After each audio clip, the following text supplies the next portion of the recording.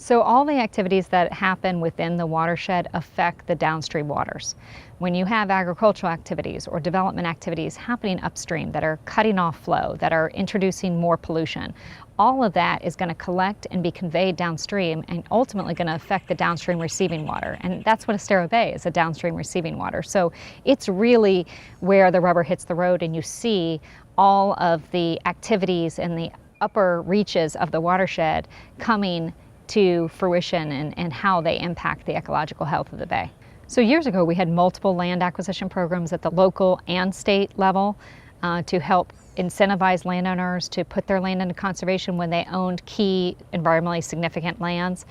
Unfortunately, a lot of those programs have been scaled back, even to the point of no longer acquiring lands. And that's a problem, because that's the flip side of development, is conservation. And we need to have that tool in the toolbox to be able to offer landowners an alternative to inappropriate development projects. So that, in our minds, is still a big outstanding need, and is to revitalize these programs. Conservation 2020 is on the ballot for November. We have a disconnect between the will of the voters and our policymakers at this point that we need to turn around, because the voters understand the connection between the environment and our economy.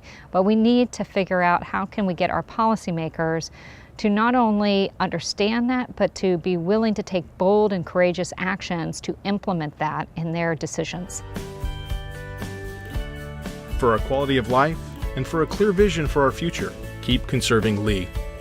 Vote yes on Conservation 2020. For more information, go to yesonconservation2020.org.